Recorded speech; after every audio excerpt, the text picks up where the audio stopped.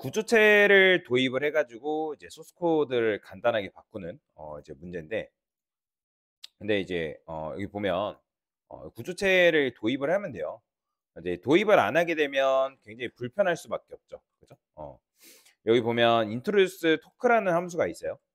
그러면 제가 지난번에 함수 설명할 때 함수를 밑에서도 만들 수 있는데, 근데 위에서 이런 식으로 만들게 되면 이게 뭐예요?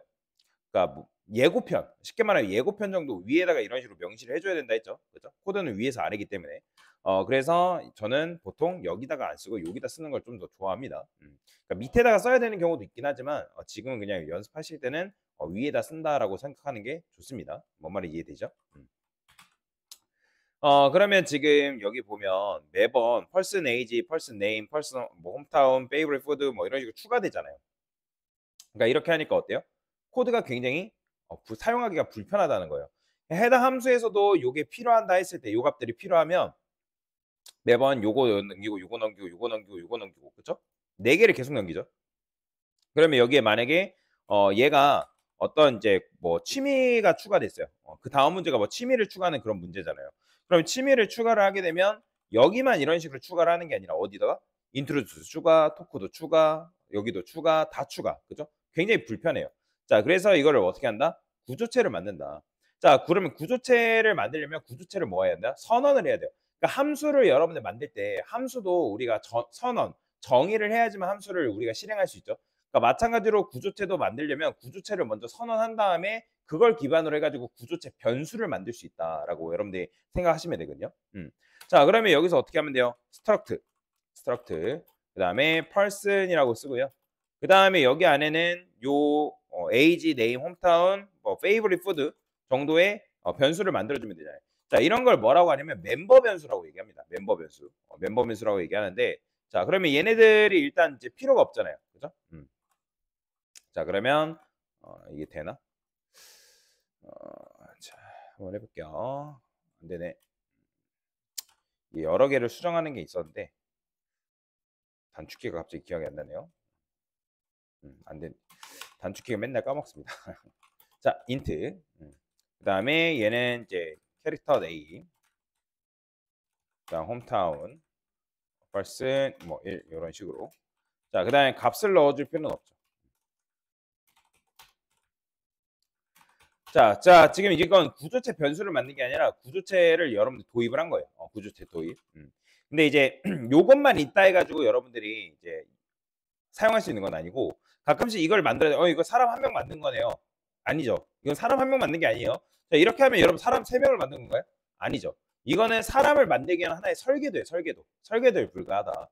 설계도가 있어야지만 얘를 기반으로 해서 구조체 변수를 만들 수 있단 말이에요. 그러면 어떻게 하면 돼요? struct person. 자, 여기다가 struct person 이렇게 쓰면 된다 했죠. 그죠? 그러니까 person 타입인 거예요. P1의 타입은 사람, 이 구조체 타입이다. 이렇게 이해하면 돼요. 우리가 여기다 int 이렇게 쓰면 a라는 변수를 int 정수 타입이다라고 얘기하는 것처럼 이 P1도 구조체 타입이다라고 우리가 써준 거나 마찬가지라는 거죠. 그럼 여기다 어떻게 했어요? P1.ag 이런 식으로 명시를 해주면 된다. 자, 그 다음에 사람 한 명 만들었으니까 사람이 한 몇 명 더 필요해요? 한 명? 더 필요하죠? 그죠? 그러면 얘는 P2라고 써주면 되겠죠. 아니면 여기다가 여러분들이 이게 매번 이렇게 쓰는 게 너무 귀찮다 하면 아예 여기다 쉼표하고 P2 써도 돼요. 이런 식으로. 뭔 말이 이해되죠? 그러니까 이런 식으로 여러 개 선언해도 됩니다. 자, 자, 그러면 여기다가 마찬가지로 뭐? P2. 마찬가지로 P2. 자, 이런 식으로 써주면 되는데, 그러면 여기서 이제 인트로듀스랑 토크 여기다가 굳이 우리가 매번 이렇게 넘겨줄 필요 없이 뭐만 넘겨주면 된다? P1에 대한 정보만 넘겨주면 되는 거잖아요. 그럼 P1에 대한 정보 넘겨주면 여기에 P1에 대한 정보가 들어있겠죠? 그죠? 그럼 토크도 마찬가지. P1. 그럼 여기를 P2로만 바꿔주면 되겠죠. 그 다음에 받을 때도 마찬가지로 여기서 뭐 어떻게 받으면 되는 거예요? 구조 타입으로 받으면 되는 거예요. 그러니까 인트면 여기가 인트였잖아요. 그죠? 마찬가지로. 그러니까 얘가 지금 매개 변수가 이렇게 돼 있으니까 그러니까 요게 인자값이 이렇게 돼 있으니까 매개 변수도 그거에 맞는 타입.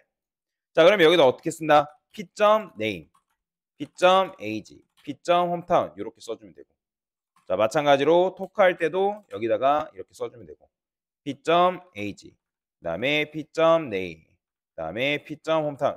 자, 이런 식으로 써주면 실행했을 때 잘 되죠? 그죠? 잘 됩니다. 자, 이게 그래서 구조체를 도입한 거죠. 자, 그러면 이제 그다음에 뭐 하래요? 사람 속성에 취미 추가하는 거예요. 그럼 얘도 비슷하죠. 여러분들 매번 이렇게 해서 취미 추가하면 힘들잖아요. 그죠? 자, 그래서 결국에는 뭘 사용하는 거예요? 우리가 구조체를 만들고 거기다가 뭘 추가한다? 취미를 여기다 이렇게 추가만 해주면 된다라는 거예요. 그죠? 이게 끝이죠. 자, 그러면 우리가 이 사람 구조체, 그러니까 이 구조체를 기반으로 해서 구조체 변수를 만들면 걔는 몇 개의 데이터를 가지고 태어나는 거예요? 총 5개, 그죠? 5개의 멤버 변수를 가지고 태어난다라고 여러분들 생각하시면 돼요. 자, 그러면 여기서도 이제 합의를 추가를 해달라 했으니까 어떻게 하면 돼요? 기현점 합의 이렇게 써주면 되겠죠. 그다음에 얘는 뭐예요? 여기다가 얘는 뭐 볼링을 좋아한다. 이런 식으로 써주면 되겠죠. 그다음에 여기다가 이제 얘가 만약에 취미에 대한 것도 추가가 된다. 그러면 여기다 취미 이렇게 써주면 되겠죠. 이렇게. 자, 실행하면 어떻게 돼요? 이런 식으로 나오는 거죠. 이게 정답인 거죠. 자, 그래서 이런 식으로 이제 구조체를 추가하는 문제를 풀어봤다. 자, 됐습니다.